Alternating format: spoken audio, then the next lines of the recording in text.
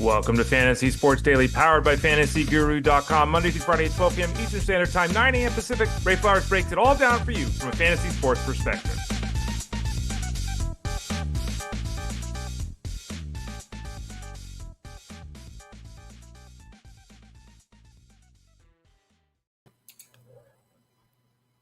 Morning, everyone. Ray Flowers of FantasyGuru.com. Hope you are doing well.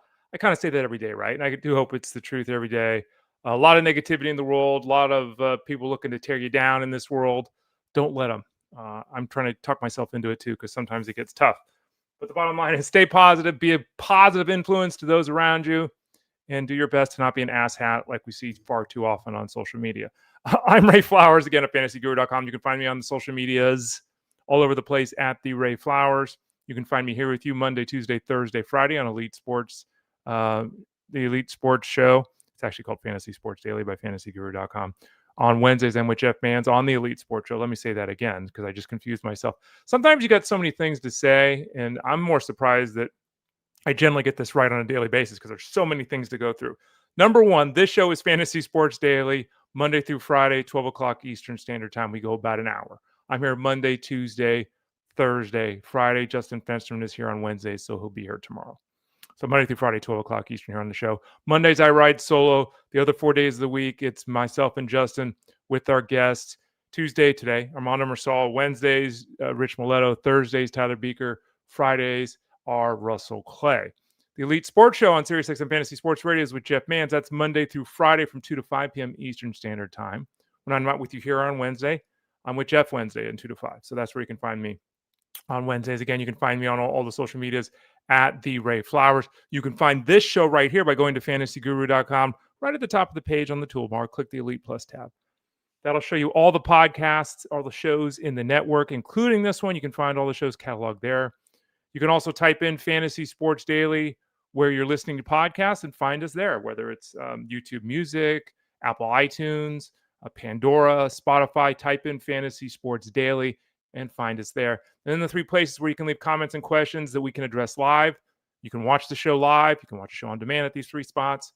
Facebook.com/FantasyGuruHQ, Twitter X at FantasyGuru site, and YouTube.com/@Elite Plus Network. YouTube.com/@Elite Plus Network. I even did them out of order there. Look at me. Big morning here for Ray Flowers. What are we doing today on the show? Let me throw it up there on the screen. We're going to talk some baseball. I said earlier this week, yesterday, talk a little bit of baseball this week. Don't want to totally run away from it here. We'll also have some articles. I kind of do some reviews here the next couple of weeks over at FantasyGuru.com. Then we'll probably go dark for a couple of weeks for the baseball coverage and then pick things back up after that. I traditionally start last week of October, first week of November, looking to the next season in fantasy baseball. So that'll probably be the plan again this season. So we'll talk playoffs, a lot of pitching matchups, some health of players, go through some of that. We'll talk Monday Night Football. I'll review the two games from Monday Night Football. If you missed the show yesterday, every Monday I spend an hour or so going through all the Sunday game action, game by game. What did you miss? What did you need to see? What happened good or bad on both sides of the ball? On both sides of the game, not both sides of the ball. Don't focus too much on IDP here on the show. But we'll talk about the two games, the Jets and Miami with the big injury to Tyreek Hill, and then the Cincinnati-Denver game, even though it just says Cy on the overview. Sorry about that. We'll then talk to Armando Marsal in about 25 minutes, a review of kind of the state of where we're at here in Week 5. We'll talk Jaxson, Dart, what is going on with the Eagles wide receivers. Tons of questions about these guys, especially Devonta Smith, obviously, and A.J. Brown. Woody Marks exploded. Is that something that's got legs? Kendre Miller. Is Kamara going to get traded? Whoa.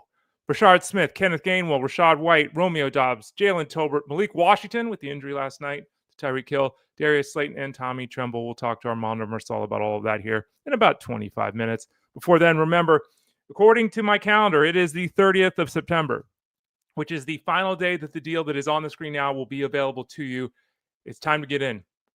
All right. So you got a hair in my mouth here. That's what happens when you have dogs and cats. We've got mere hours left here. 15 hours left until this deal goes bye-bye. The deal is a special buy one, get one free. You buy betting football, you get DFS football for free. You buy DFS football, you get betting football for free. It's 2 for 1. DFS and wagering for football, 2 for 1. Buy them both, get one for free, get one for full price. 2-for-1 BOGO, buy one, get one free. Go to fantasyguru.com, click the subscribe tab in the top right corner, click on everything. When you go to pay, it'll take the 50% discount off for you, or the 100% discount off the one package. Give you the 50% discount, the 2-for-1 price point. You can also send a note to support at fantasyguru.com if you get any questions. But the bottom line is DFS and wagering, those two packages, one low price, 50% off for one more day. So get over to fantasyguru.com and get it taken care of.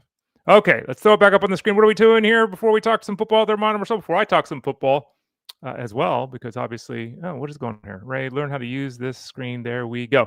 Let's talk a little bit of baseball before we do some Monday Night Football. Just some updates. You probably saw this stuff, but just kind of going through some housekeeping things. Max Fried's going to start game one of the wild card series against the Red Sox. Hunter Green is going to start game one of the series against the Dodgers for the Reds. Nick Lodolo, unfortunately, going to the bullpen for the first round. I guess they're a little worried about his groin. He pitched in relief in the final game of the season, but he'll be in the bullpen. Obviously, has a high likelihood of starting in round two if the Reds make it that far. Blake Snell is not a lock to start in game one for the Dodgers, but it's probably going to be Blake Snell. Hasn't been officially announced unless it's been announced here this morning and I missed it, but he's going to start game one. That's certainly the way it looks for the Dodgers. Nick Pivetta is going to start game one for the Padres against the Cubs. Interesting note here for the Padres, just like we had Lodolo going to the bullpen for this series for the Reds, we'll have Michael King going to the bullpen this series for the Padres. So he's obviously coming back from injury. Michael King didn't get a chance to get fully stretched out, at least with a high level of confidence with him. So he will pitch out of the bullpen in this matchup in the wild card series. Gavin Williams will start game one for the Guardians. Guardians with that tremendous run to make the playoffs. Tigers backdoor their way in. We talked about that. Those two teams meet here. Gavin Williams starting the series for the Guardians.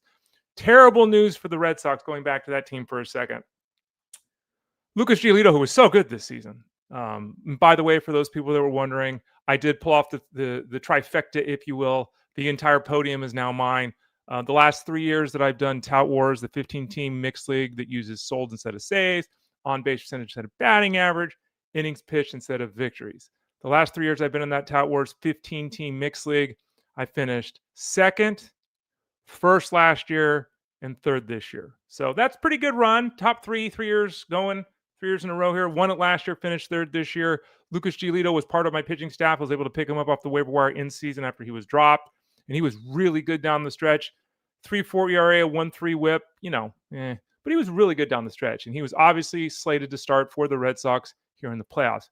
Unfortunately, he's not going to be available for the Wild Card Series. He's got an elbow issue. It is unclear what is exactly going on with the elbow right now. It is unclear if the Red Sox advance, if Giolito's got a chance to pitch again. And this is, we will talk so much about this in the offseason heading into next season. Experimental leagues, I think we got to consider next year. Team pitching leagues, we got to consider next year. Offense-only leagues, we've got to consider next year. Red Sox dealing with it right now. They seem likely, do the Red Sox, to go with Brian Bayo in Game 2, and then Kennelly early in Game 3 with Giolito out. Go for it, kid. Throw him right into the fire. Here we go. I'll appreciate it. Kyle, thank you so much. I appreciate you. And Ethan, Lodolo out of the pen should be interesting.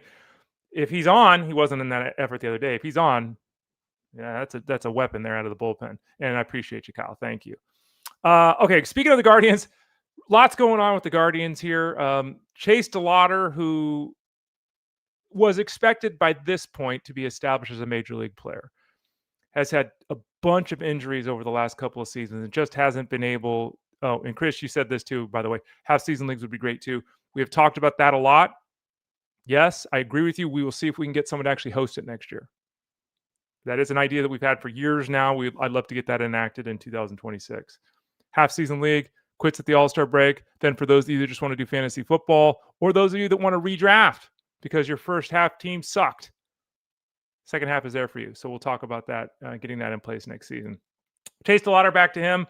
One of the better outfield prospects in all of baseball, a guy who's expected to be an all-star caliber performer for a long period of time, who has dealt with a ton of injuries and has just been unable to really build enough momentum to get promoted to the big league level. DeLauder was placed on the taxi squad. So there was an opportunity yesterday that DeLauder might actually make his major league debut in the playoffs. Well, now we're hearing that he is on the active roster to face the Tigers. So I mean, his major league debut is coming in the playoffs, and I don't have a list of how many times that's happened, but it's not a high number of players, obviously. It's not ideal, obviously. The Guardians looking to get some offense. They've got a couple of weapons on offense, but it's a bunch of ham and eggers. I mean, it really is, other than really Jose Ramirez, right? But they got Lawlar up there, and we'll see. And it would be so interesting, given everything that's happened in the second half with the Guardians, this furious comeback to make the playoffs, all that kind of stuff.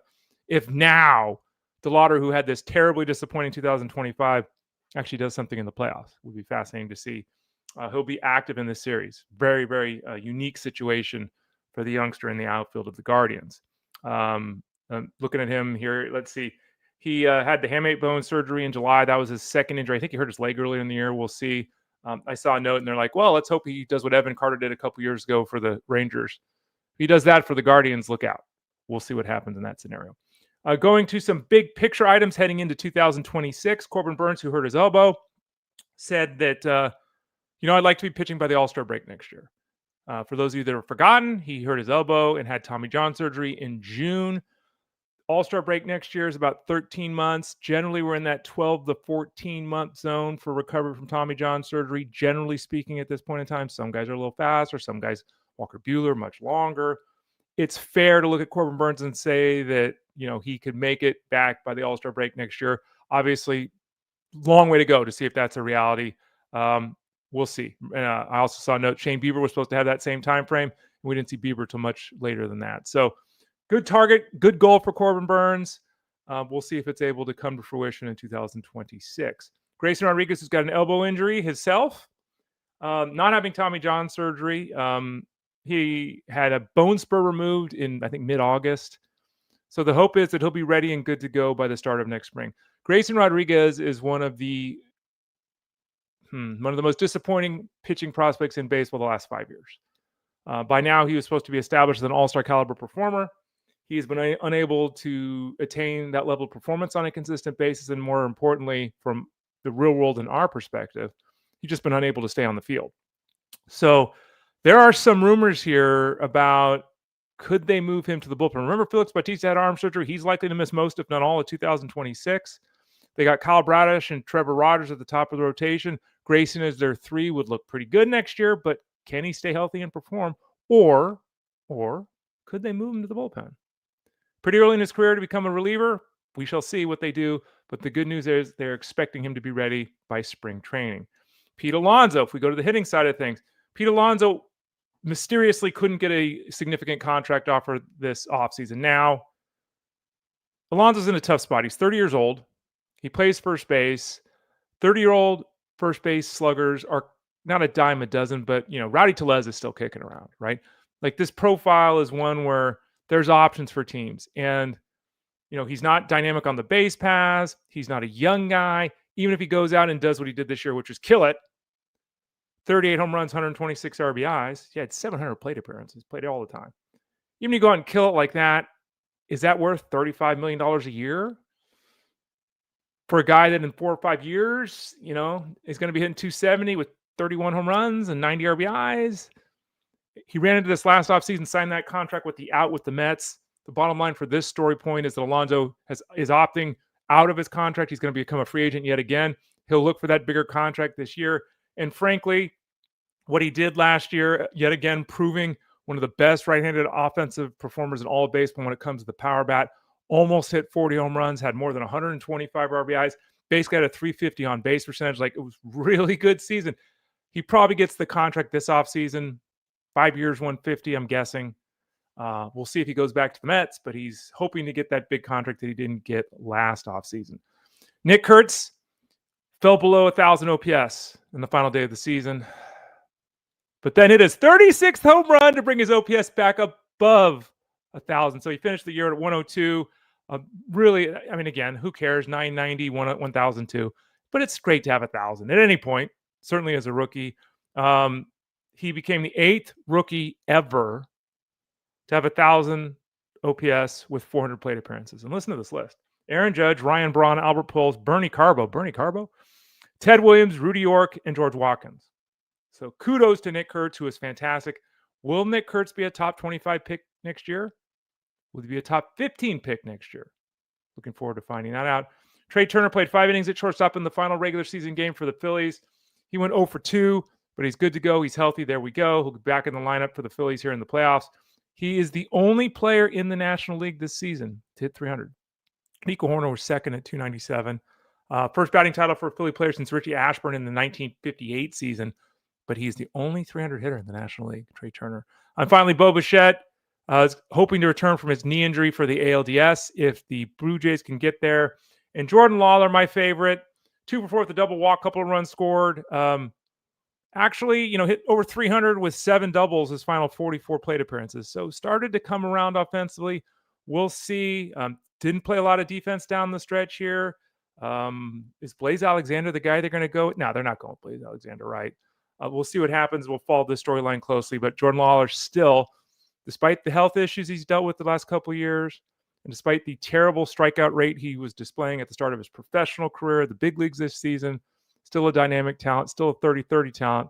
We'll see how that goes next season. I'm Ray Flowers of fantasyguru.com. Let's talk a little football here. About 10 minutes or so. We'll visit with Armando and Marsal. We'll review kind of week 5. I didn't remember what week it was. With all the names there on the screen. Don't forget, and you can see it there, there's 4 teams on bye, so this is when it really starts. Everyone's feeling good about their fantasy teams. And, hey, man, I can make this move or that move. I can store this guy on the bench. I can have 2 quarterbacks and 2 tight ends on my team, even though I shouldn't. Well, now we got the Falcons, the Bears, the Packers, and the Steelers on buys. You got the injury situations across the land. Now's when it gets tough. Now is when your depth is tested. Now the rubber meets the road, as they say. Last night, the Dolphins defeated the Jets 27-21. Justin Fields is really good. Justin Fields is a top 5 quarterback if he's healthy in fantasy.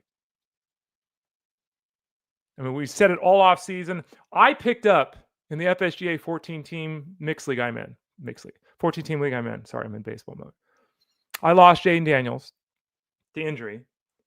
I was able to pick up Justin Fields this week. The waiver process ran. No one spent $1 out of their 100 on Fields. I got him for free off the waiver wire.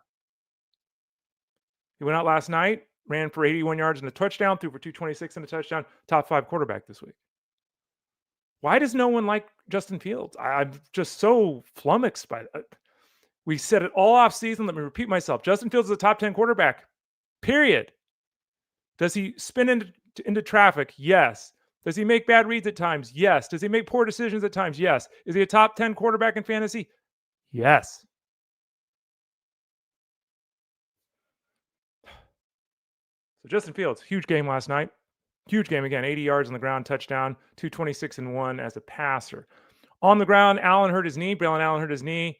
He only played a handful of snaps yesterday. We saw 19 touches out of Breece Hall. Unfortunately, Isaiah Davis saw a lot of work on 3rd downs, which is, I don't know what the Jets are really doing with their offense, but bottom line is we got 19 touches from Hall. And with Allen likely to miss the next game, I'm guessing here, but let's assume that happens, Hall's going to get a lot of work. Remember, in the 2 full games that Fields has played, Hall's had 40 touches. Pretty significant. In terms of pass catchers, beautiful touchdown grab by Garrett Wilson. He had 6 for 82 yards and a touchdown. But how can a team, and I know they want to run the ball and control the clock and win with defense. I know what the Jets want to do this season. I understand that. But how do they go into this season with this crap, awful receiving core? Like, who's in charge of this team that decided we don't need anyone that can catch a football? Garrett Wilson's a star. Josh Reynolds is a depth body. Arian Smith is a nobody. Alan Lazard is a nobody. Isaiah Williams, Tyler Johnson. What is this? That's not, and this is it's another one of these scenarios where Justin Fields, like at the start of his career with the Bears, just isn't given weapons. Like, come on. Anyway, we'll see if they make a trade or something because this receiving core is trash. If Garrett Wilson goes down, I mean, they did see kind of the emergence last night of Mason Taylor. 7 targets, 5 catches for 65 yards. As a defense, though, if you've only got 2 guys to really worry about, Mason Taylor and Garrett Wilson, so really nice to see Taylor start to emerge here, start to see some volume, start to become a more significant part of the offense. He is one of those 12 tight ends you could stream It might get you anywhere from 6 to 12 points, right? In an ideal scenario, he's their number 2 pass catcher. And he's a guy that should be catching 5 for 60 a week.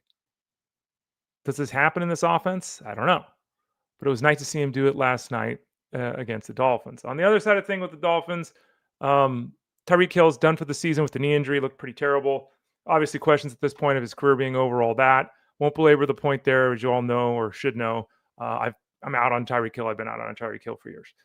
So, interestingly enough, Tyreek Hill goes down last night, and the guy that really stepped in and played more snaps in Tyreek Hill's role wasn't Malik Washington.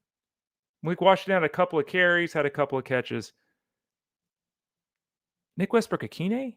Yeah, it was Nick Westbrook-Akine who stepped up into the spot in the lineup for Hill. Now, Nick Westbrook-Akine saw one target. So I'm not saying go out and pick him up, but it was interesting to me that it was him and not Malik Washington that was the immediate turn to. I don't think that continues. I think Malik Washington is clearly the better choice over NWI if you're looking to make a move here. I think Malik Washington, we'll talk about with Armando Marsal in a few minutes.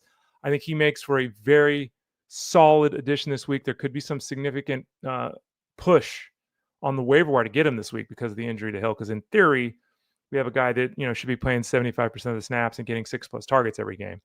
And I do like the fact that he's involved as a runner, Malik Washington.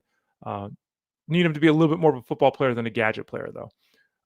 Devon Achane, 99 yards on the ground, a touchdown. Didn't do anything as a pass catcher. 1 catch, 2 yards. Had 100 yards from scrimmage and a touchdown. We'll take it. Scored 16 PPR points in all 4 games. He's been terrific. Tua Tagovailoa went 177-2. He's played 4 games this year as Tua. He's thrown for 180 yards one time.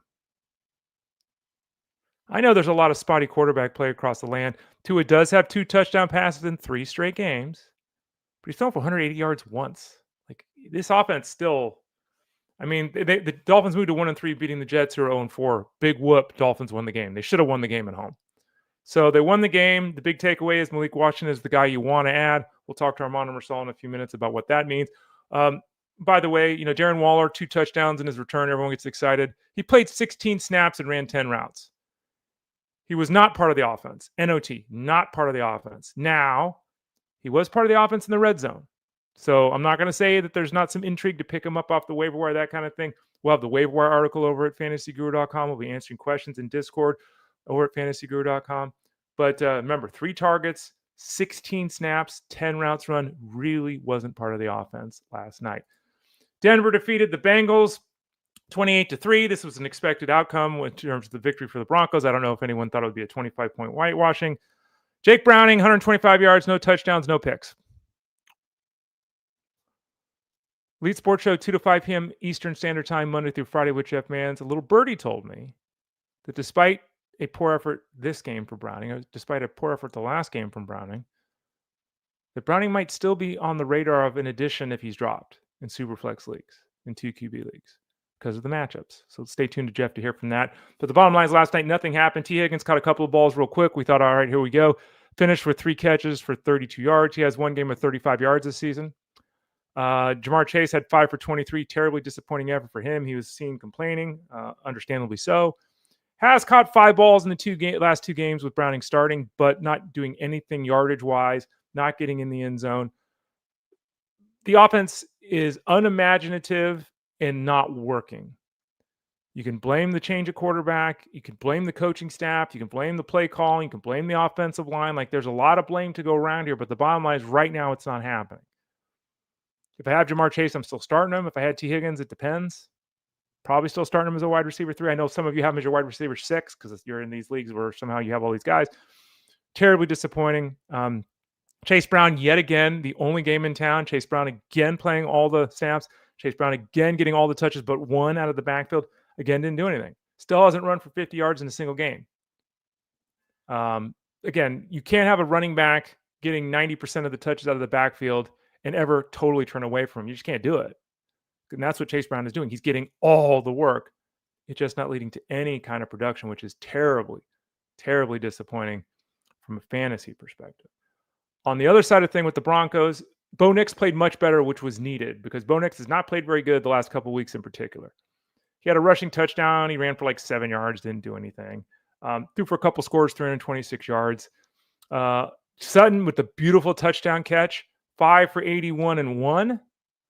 I think that he's caught 5 balls in 12 of 14 games, if I'm not mistaken. Marvin Mims had 6 catches for 69 yards. He also had a carry for a touchdown. So he was involved as a pass catcher. He was involved as a runner. 6 touchdowns in 6 games for Marvin Mims, I think, going back to last season. So he is reasserting himself as a player of interest in the fantasy space. He'd kind of lost some luster the last couple of weeks. Troy Franklin, who everyone had to get, could have had a nice, 35, 40-yard catch.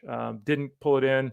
Did catch 4 balls, 55 yards. Again, he's become what we said when he was on the waiver wire after that 88, 89 and 1 game. 89 and 1, I think. Pump your brakes. He's your 5th, 6th receiver. Cool. We're not getting excited about him. He's turned into that 9, 10 point a week guy that we expected. So that's kind of how the passing attack goes. Drop for Evan Ingram, 4 catches for 29 yards. He's supposed to fill this joker role and be catching 5, 6, 7 passes a week. In his 3 games, just hasn't been that guy. Didn't even play half the snaps last night. On the ground, first 100-yard rusher in the Sean Payton era in Denver. Yeah, it's like 38 games or something like that. Or is it 28 games? I don't know. 38 games, right? Whatever the hell it is, the first 100-yard rusher for Sean Payton. That's what happens when you use 3 backs every week. Didn't use 3 backs this week, at least. Betty, whatever his name is, only had 1 touch. He played like 8 snaps, his lowest number of the season, I believe. So it was really Dobbins and Harvey. Dobbins ran for 100 yards, 16 for 101. The RJ Harvey thing is starting to get interesting, right? Harvey actually had more touches than Dobbins did last night. He had 14 carries for 58 yards on the ground, caught 4 balls for 40 yards and a touchdown in the air. We have said all along, if you had Dobbins, you want Harvey. You've known this. This is not new news on the show. We're over at fantasyguru.com. We've all expressed our interest in RJ Harvey going all the way back to draft day.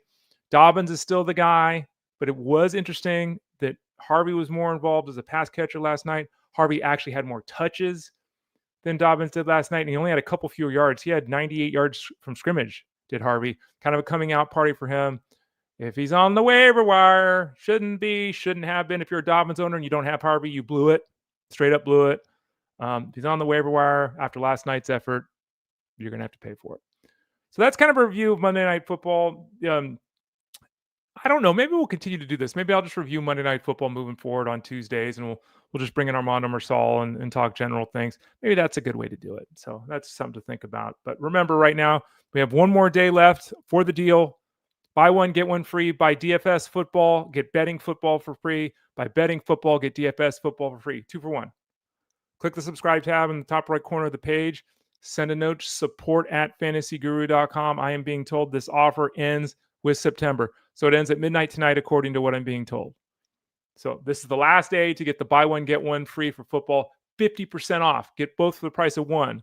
DFS and betting for football. Sign up now over at fantasyguru.com. Okay.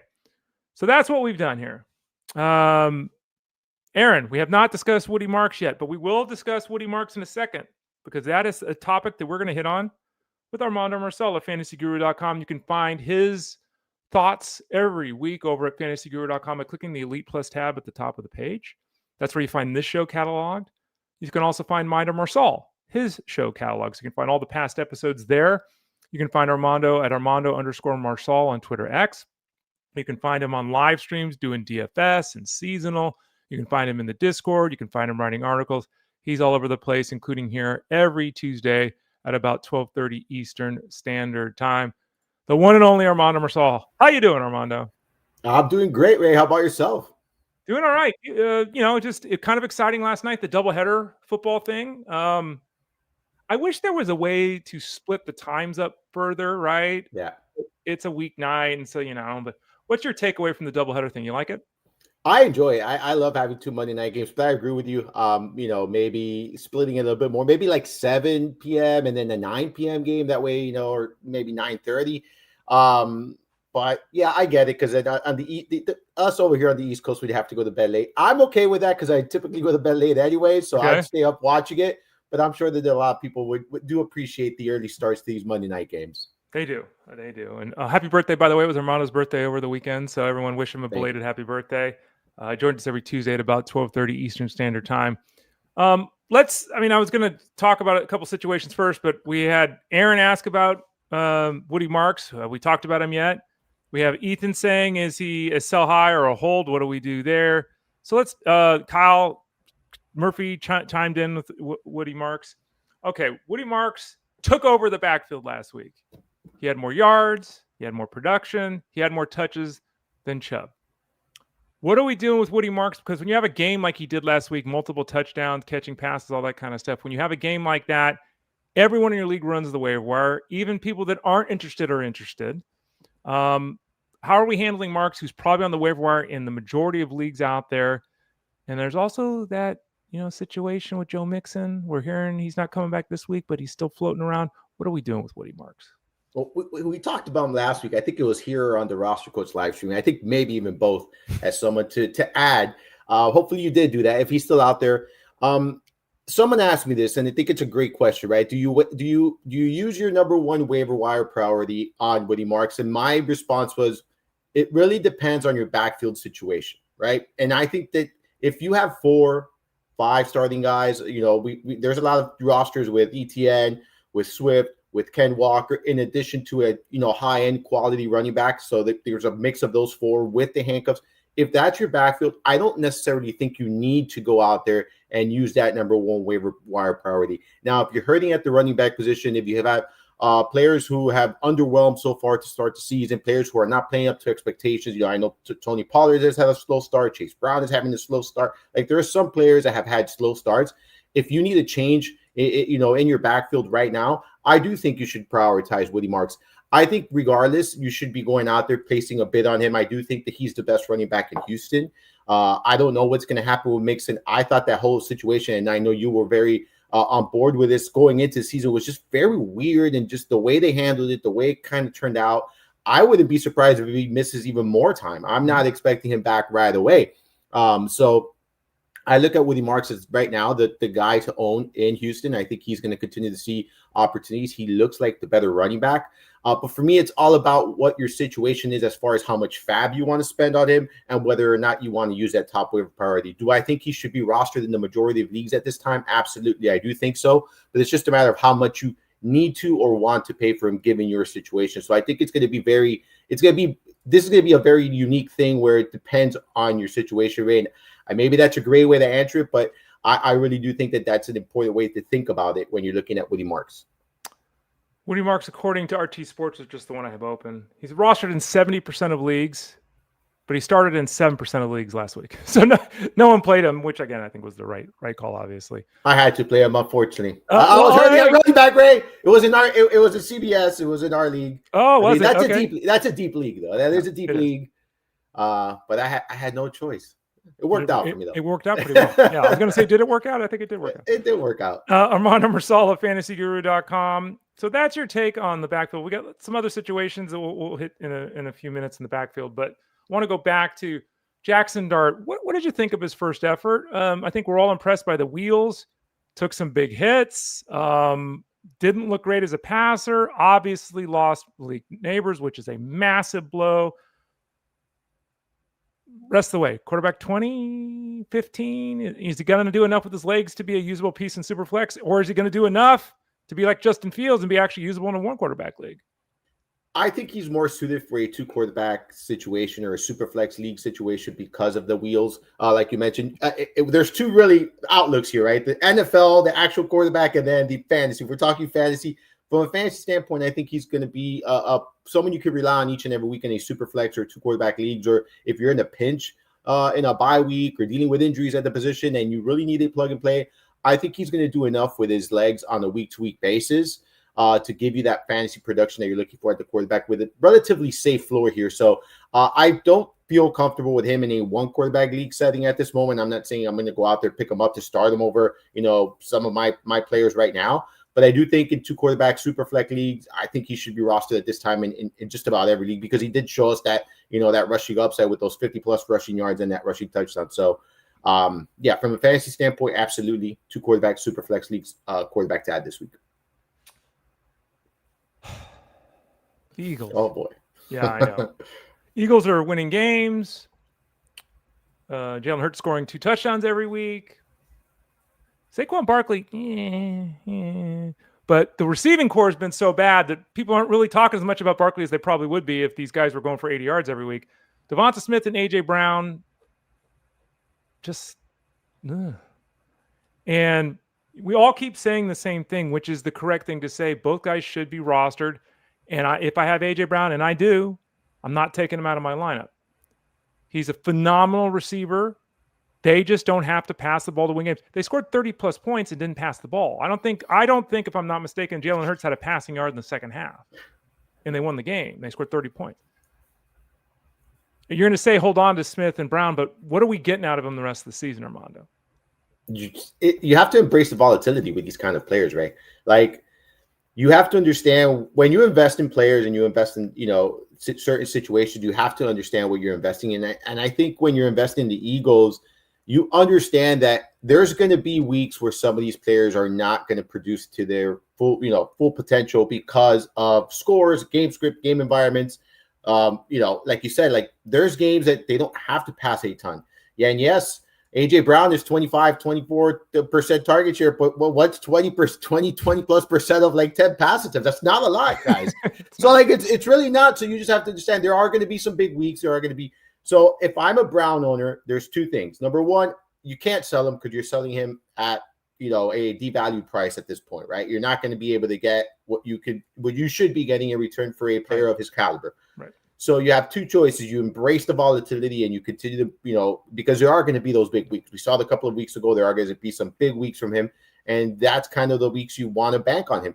If you start playing the guessing game of when it's going to happen, when it's not going to happen, I think you're going to miss out on a lot of fantasy production some weeks. So is this the, if you're a fantasy manager that owns Brown or Smith, are you excited about this? No, but this was the investment we made, right? And this is the kind of production you've seen so far. I think there's going to be better days ahead for Brown. I think there's going to be more consistency up ahead. I think, once the games become more competitive, and there are going to be competitive games here, I do think we're going to see a little bit more consistency. It's later on in the season. But at this point, just embrace the volatility for now. So over to the Saints. Obviously, Juwan Johnson's been the big story there. He struggled last week to live up to those expectations. Hurt his ankle, I think, on a weird play where he kind of stopped and his leg got bent beneath him. But didn't have a big effort. Olave, was getting 100 targets a week, threw an interception for those people that missed that. That was a great play. Spencer Rattler, who you and I have talked about, who throws everything at the line of scrimmage, who before last week was throwing the ball 38 times a game or whatever the hell it was. He's not throwing the ball to Alvin Kamara. Not throwing it to him. Just not, which is so weird. Now there's rumors that, hey, the Saints are, circling the first pick overall next year, and maybe Alvin Kamara gets traded. So what are we doing with Kendre Miller? Because Miller, statistically, he's got good numbers. Miller, from the eyeball test, looks like a better running back right now than Alvin Kamara does. And there's the potential of the trade. I don't make moves because of potential trades, and I think you're going to echo that statement. But that rumor's out there. Miller's starting to eat into the playing time a little bit of Kamara anyway. Kamara always misses games. We know that. Miller has two with health issues.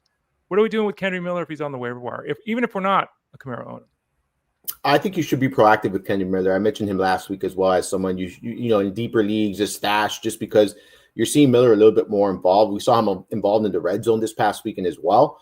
I think that's important. So, I don't know if Kamara gets dealt or not. And I agree with you. You and I we're on the same page when I don't make trades in fantasy where I'm not looking to move a player or in case they get traded, because number one, you just don't know if that's going to happen. Number two, you don't know what the role is going to be regardless of where they get traded. We see a lot of times where player gets traded and he just not carve out the role you expected or he had in the previous team. Mari Cooper situation last year. Yeah, exactly. Like that's what I'm saying. Like we've seen it with so many of these guys. And so, yeah, I as far as Kamara is concerned, I think we expected this kind of season out of him.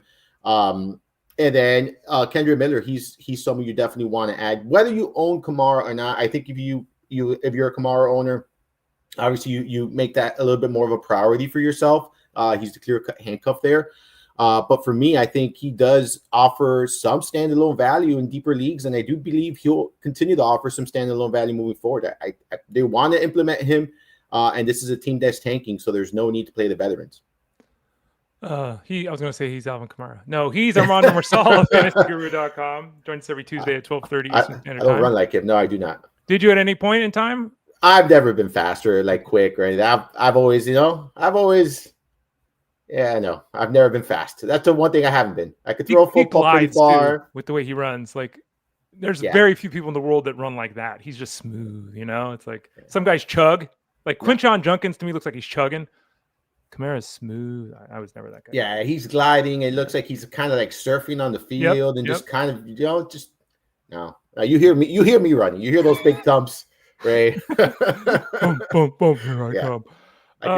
What about Rashad Smith with the Royals? The Royals. Chiefs. I'm still half in baseball mode. It's just like the third time today. The Chiefs, because we saw another one of these games where Pacheco, okay, but he didn't do anything. Hunt didn't do anything. Smith, the role is growing a little bit. He's still well behind the other two guys, but as we talked about last week here on the show, at some point the team's got to flip a switch here because Pacheco and Hunt just aren't getting it done.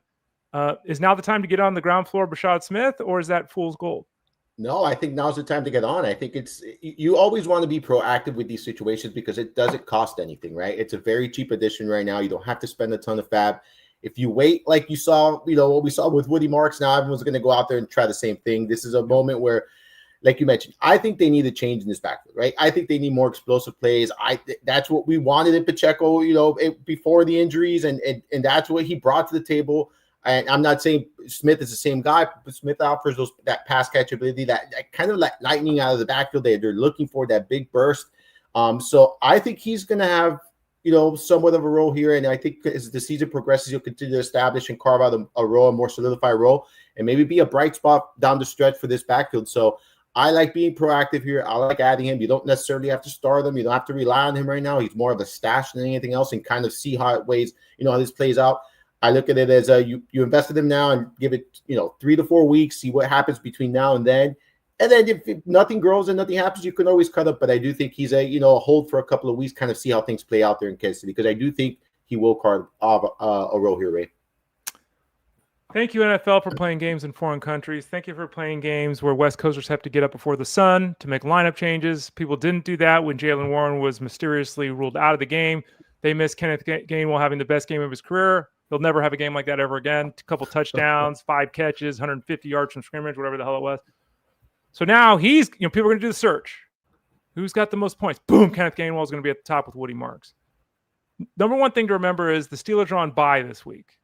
So be very cautious with adding any player that's going on to a bye. Secondly, the bye gives another week to Jalen Warren to get better. Okay. What are we doing with Kenneth Gainwell? Because there's probably going to be somebody in your league that gets aggressive with Kenneth Gainwell. Should that be anyone listening to this show? Absolutely not. Do not be aggressive with Kenneth Gainwell.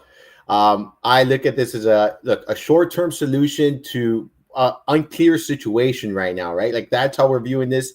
You're not going to use him in week 5, like you mentioned. There's bye weeks, and in week 6 he could be back. And I'm not saying this is going to happen either, but this gives now another week if Jalen Warren is going to miss time for Caleb Johnson to maybe get up to speed. Like I get it, it hasn't been great for Johnson. I think at this point, he's more of a luxury stash than anything else in deeper formats.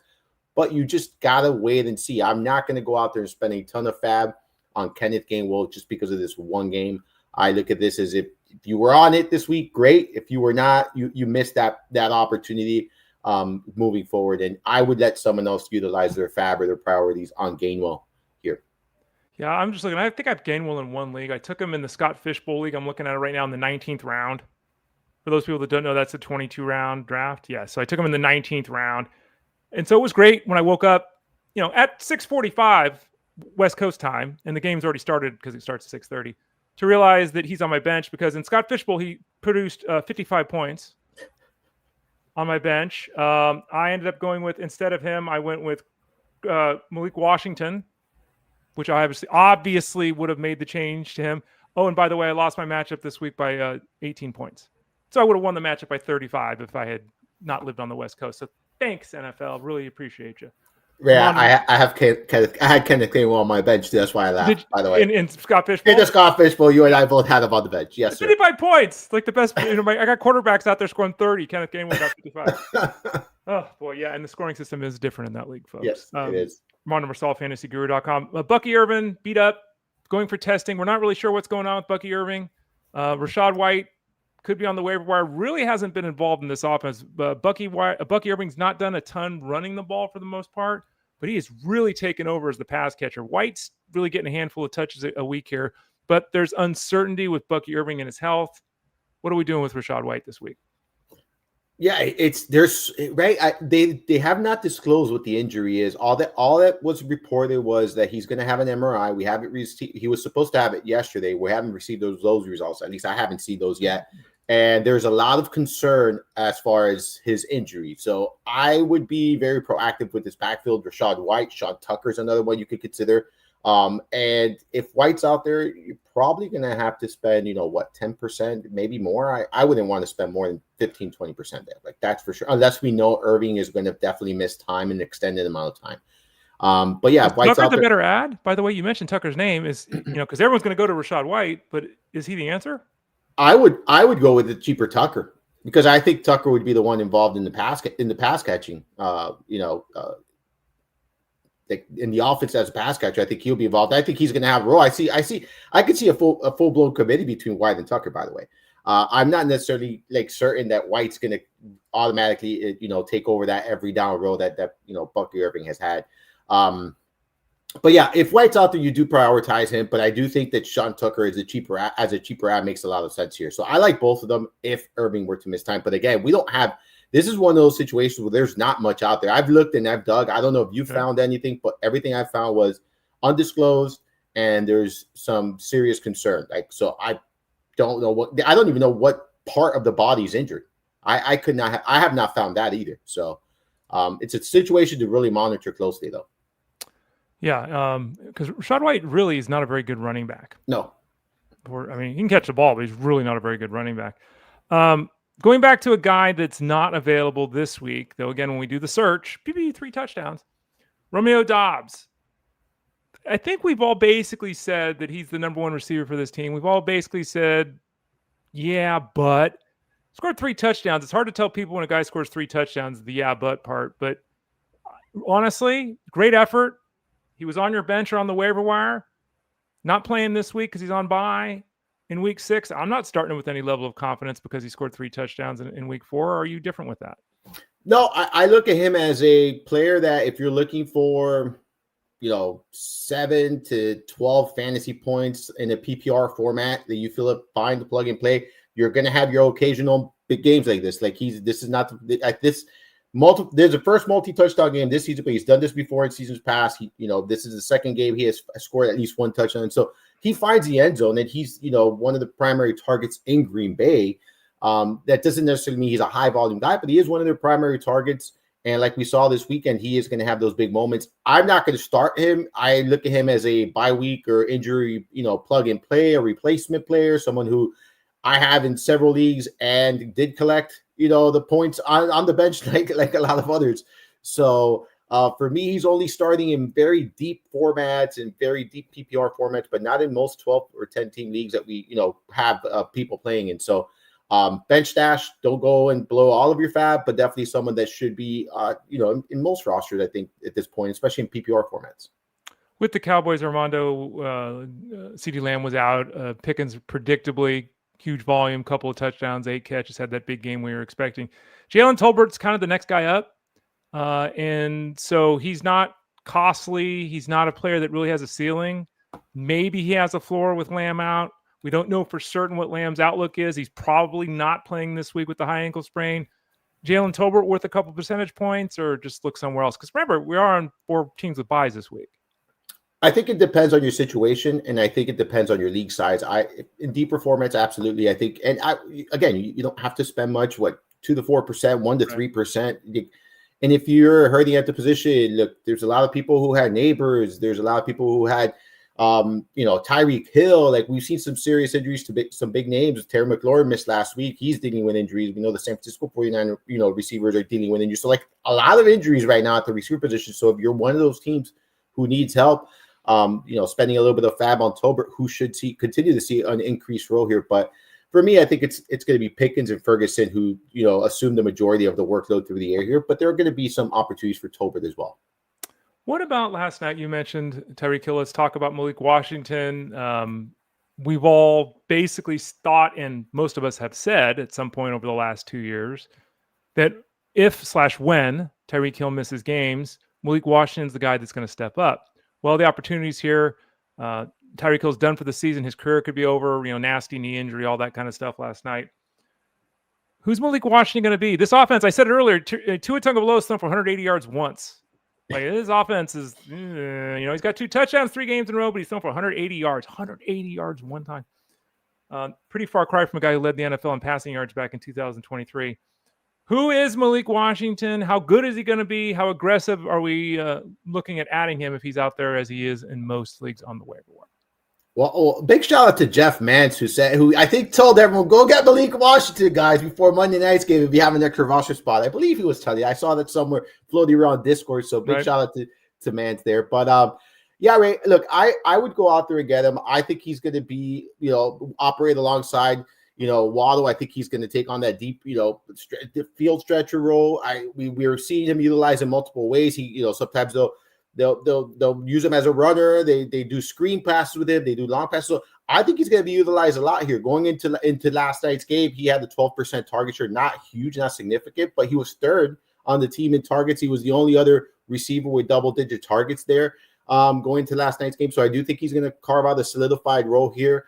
Moving forward for the Dolphins, I do think the production is going to vary from week to week. So I'm not necessarily looking at a consistent weekly floor player for me, but I do think that there's going to be some big moments here. So I would play matchups with him with bye weeks coming up. He's somebody you're going to probably be able to rely on and plug and play. I think there's going to be enough opportunities where, I don't think he's necessarily going to give you zeros on a week-to-week basis, but I think that, the opportunities will continue to be there for him moving forward. I don't see Hill returning at all this season after that injury. It was a dislocated knee. I just don't see it happening here. So I think Malik Washington is going to be that number 2 wide receiver alongside Waddle moving forward for the season here for Miami. And don't forget, Waddle's dealt with some injuries too. Yes. So, yes. There's a chance Washington's number 1 at some point, which would be an interesting scenario. Armando Marsal of FantasyGuru.com. You mentioned Jaxson Dart. We talked through him a little bit earlier. Let's go back to that team. Darius Slayton. I talked about this yesterday on the show on Monday with Neighbors going down. It's really Slayton and Robinson as the 1 and 2 right now. Should never be the 1 and 2, but it's what they're going to have to deal with. Because of the game a couple weeks ago, everyone's got, the little dude on their team already. But Slayton's probably out there everywhere. Right?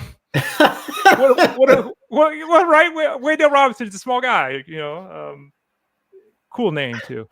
What are we doing with Slayton? Because we've seen Slayton. We know who Slayton is. We've seen him work with multiple quarterbacks. He did sign a 3-year, $36 million deal in the offseason, so there was some potential interest that maybe he'd be a bigger part of their offense this season. He hasn't been to date. He's going to have to be moving forward, but does that mean anything from a fantasy perspective? So going into this weekend's game, he had appeared in over 90% of the offensive snaps. He had just 8 targets. Malik Neighbors had the majority of those targets, right? Now they have to throw to someone else. I think Wandale's going to see obviously an increased role. I think Darius Slayton's going to see an increased role. Like Malik Washington, I view Darius Slayton as someone who I think will be volatile from week to week. He's that big playmaker that comes here. I think Theo Johnson's also going to see an increased role here at the tight end position for the Giants. But for me, if you're out there, Darius Slayton out there, I think he's an ad. Like I want to see what happens here. You mentioned it. Dart wasn't, great as a thrower. He made some mistakes as a passer, and there's going to be those mistakes, and there's going to continue to be growing pains here. But I think that this is a team that when they pass, they really don't have many options. So Darius Slayton should see plenty of opportunities. We're talking about plenty of over a 30% target share going into last week. 31% target share from Malik Neighbors is up for grabs. Malik Neighbors in the first 2 games, 32 targets. All right. So we're talking about over 10 targets per game up for grabs here. Some of that's going to go to Wandale Robinson. Some of that's going to go to Darius Slayton. And I think some of that's going to go to Theo Johnson. Like that's how I envision this working here for this Giants receivers. Not Jalen Hyatt? Who? No. Yeah, I know. Just I can. Ethan's got a question here by all these guys we're talking about, by the way. He's got a wide receiver to target. Slayton, who we just mentioned, Isaiah Bond, whose role is growing with Tillman's injury, Juju Smith-Schuster, Malik Washington, Tolbert, who, just to encapsulate everything you said, looking at that list of names there, Slayton, Bond, Juju, Washington, Tolbert, who would be your priority ad, Armando? I would move I would move Malik Washington all the way to the front of that list, and then I would rank them accordingly. So Malik Washington, Slayton, Bond, and Juju. Neighbors, you're down, so he's out for the season with the ACL injury. Obviously, you could cut him, and you have 2 roster spots essentially. So I would aim to add both Washington and Slayton here would be my 2 priorities, and then obviously cutting Neighbors and Tillman. One more guy to ask about. We had to have a tight end here when we're talking this week. Tommy Tremble, man. Woo! Let's go. Let's go, baby. Oh, boy. Panthers offense is so bad. But anyway, someone actually asked me a question this past week, and I laughed at it. And I said yesterday, sorry. I would laugh at it again if you asked still. It was laughable. But he caught a touchdown, had 5 catches. You know, flavor of the week at the tight end position. There's always a couple of them. Anything to see with Tommy Tremble or fool's gold there?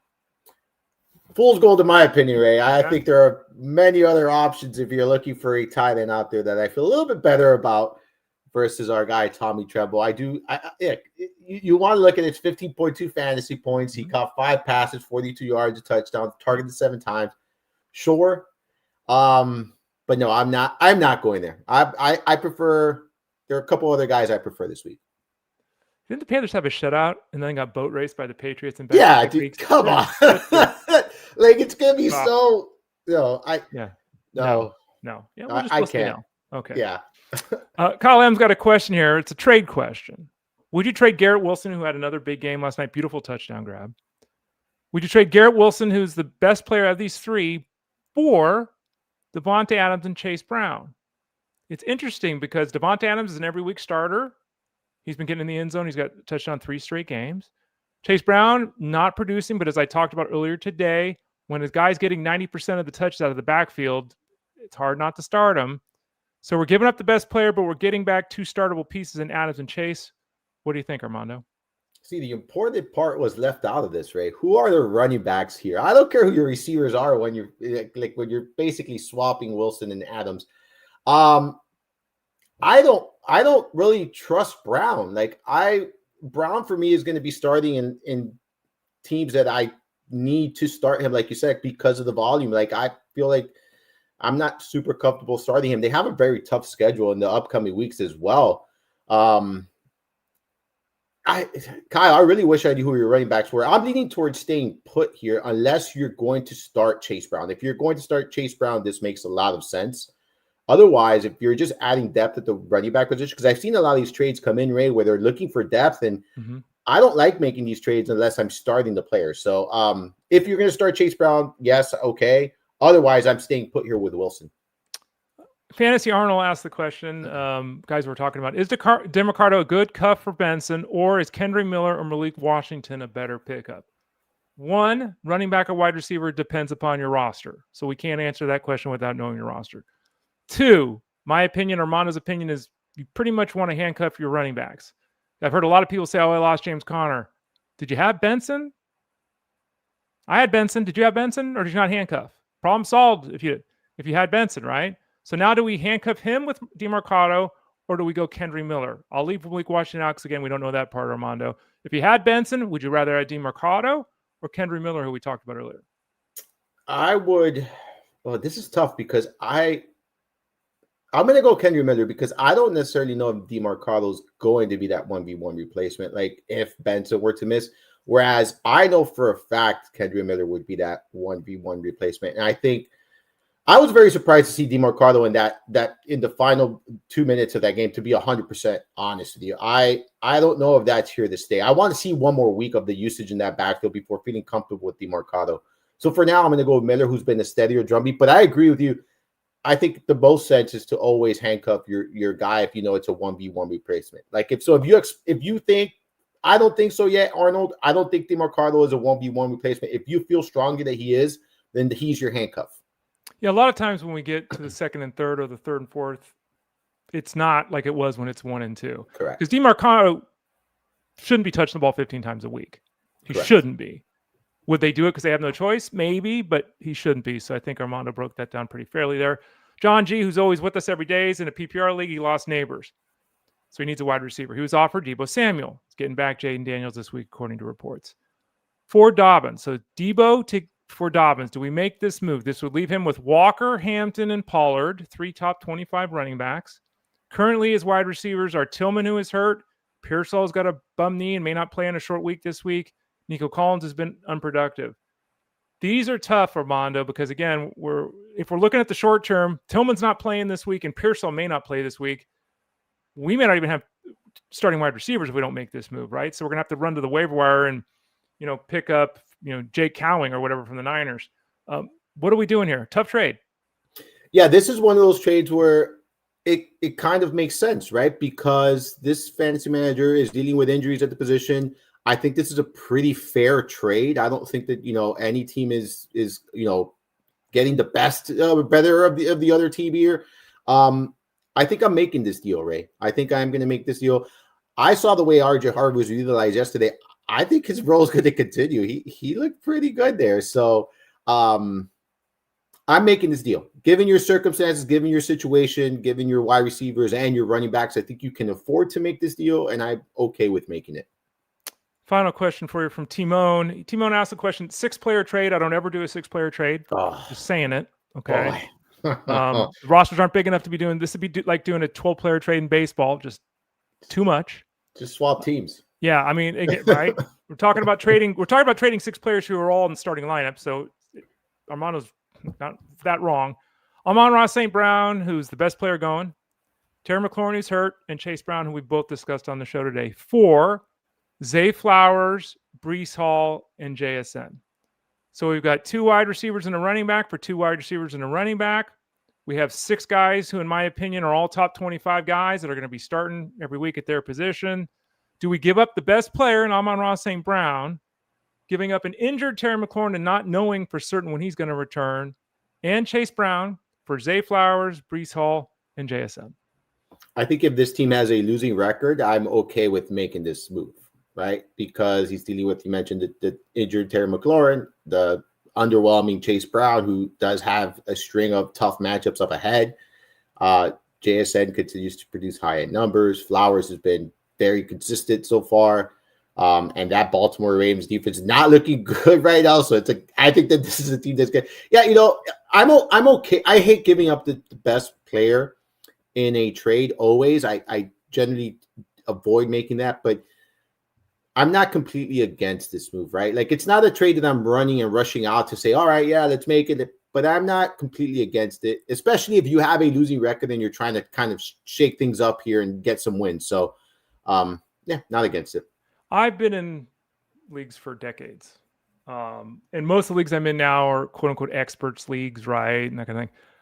The trade like this never happens. No. I don't mean it happens once a year. I mean, it never, ever happens. Ever. Maybe it happened once in 25 years. It doesn't happen. And we get trade questions. We get 10 trade questions like this every day in Discord. I'm really fascinated by that. How, I'm 0-3, so I have to trade half my team. I'm 3-0, so I can afford to trade half my team. It's just weird to me how people, because again, all of these players are weekly starters when they're on the field, period. You said earlier you don't love Chase Brown. You're not going to tell me Chase Brown's running back 36, right? You're going to still tell me he's running back 25. He's running back 22. All these guys are starters. And it's just fascinating to me where people want to make trades like this, where we're trading 6 guys and all of them are running back 1s or 2s, and all of them are wide receivers 1, 2, or 3s, Armando. I avoid all of these trades as well, right? And I get a lot. We see these questions like I'm talking about right now. We've been on and I've gotten notifications. I see my phone because I have my notification in Discord, and I've seen notifications on a trade center has a bunch of questions. I'm going to jump in there soon and answer them. Yep. But there are a lot of these trades, and for me, like the one we talked about before, the Dobbins Debo trade, those are the kind of trades that I think make a lot of sense, right? Because it's a need at one position, you have the depth at the other position they're willing to get, and the other team is probably lacking running back depth, and they have the wide receiver depth. So like that trade makes a lot of sense for probably both sides of this. Right. I'm going to assume the other team needs a running back. Right. Those are the kind of trades I'm looking to make, not these players, because a lot of this is player swaps, right? And this is why I say, like, I don't like player swapping. I drafted my guy for a reason. I had a conviction on it. Breece Hall, I had a conviction on. Genty, we had convictions. Players I had convictions on. I'm not going to go out here and now trade them all of a sudden, like just because I want to do a player swap because someone else is outperforming him the first month of the season. I don't like doing that. This is why a lot of times I say staying put, because I just look at it. This doesn't do anything. This doesn't change your roster. This doesn't change the dynamic of your roster. It didn't change anything. You're basically getting just one group of player in the same tier versus another group. So it's a matter of preference at that point, right? So if you're doing these kind of trades, understand that if you prefer one side over the other, go with the side you prefer, because really not making much of a difference or a big impact on your roster, I think, with a lot of these trades. Just to review, Armando says don't do it. Yeah, sorry. It was a long-winded answer, but I say don't do it. Rich Mileto says don't do it. Jeff Mann says don't do it. But everyone does it. I don't know, folks. I'm just saying, if the entire staff is like, don't do it, you might want to consider why we're all saying the same thing. Because usually we don't agree on stuff, but we all kind of agree on this. Armando Marsal of FantasyGuru.com. Every Tuesday, he joins us at 12:30 Eastern Standard Time. We go about a half hour, went a little bit long today. Armando, I talked about everything earlier. Your Mind of Marsal podcast, click the Elite Plus tab at the top of the page. You're on live streams. You're doing stuff on Sundays. Give the folks a quick rundown of what you've got coming, articles, shows, all that good stuff. Yeah, we got the Mind of Marsal podcast. That's out every week, as well as the Sunday morning DFS live stream, noon Eastern. Chris Rose and myself do cover the DFS slate. Then you got our staff picks. I got the red zone review, the snap and usage breakdown here. Just the content page will be up live. If you do follow me on TikTok, by the way, if you were following me on TikTok, my account got hacked. I hope I had, yes. I don't know. And you know what, Ray? I have not been able to get it back. Is it Russian bots? I don't know, but they're cooking. Their new posts are cooking some stuff, so I don't even know. But I do think it might be. But yes, I changed that to Mind of Marsal Pod now there on TikTok. So just wanted to give a heads up. But yeah, you could get all of my work, of course, fantasyguru.com. I'm in Discord consistently. Might be on the roster coach tonight, maybe not. If I am, it will be four of us, because I know Rich Mileto wanted to step in today and hang out with the boys. So he's gonna be on with the guys tonight, and maybe just maybe there'll be four of us there. But yeah, all of my work, of course, fantasyguru.com. And you mentioned where they can follow me and where you can follow me on social media. Yeah, and by the way, the show tonight is at 7 o'clock Eastern Standard Time. Yes. Every 7 o'clock every Tuesday night. It's part of the seasonal package, which you can still get over at fantasyguru.com. If you sign up, click that subscribe tab in the top right corner. Send a note to support at fantasyguru.com if you've got any questions. And as you can see there on the screen, one last day, buy one, get one free, DFS football, betting football. Buy one, get the other free for one more day over at fantasyguru.com. Click that subscribe tab or send that email to support at fantasyguru.com. Want to thank Armando for being with us today. Thank you, Armando. We really, really appreciate it. Yes, thank you so much for having me on. Good luck to everyone week 5. We'll talk to Armando a week from today at 12:30 Eastern Standard Time. Tomorrow, the show will be back at 12 o'clock Eastern Standard Time with Justin Fensterman. I'll be back on Thursday and Friday. For Armando, I am Ray. This has been Fantasy Sports Daily, powered by fantasyguru.com. We'll see you tomorrow, folks.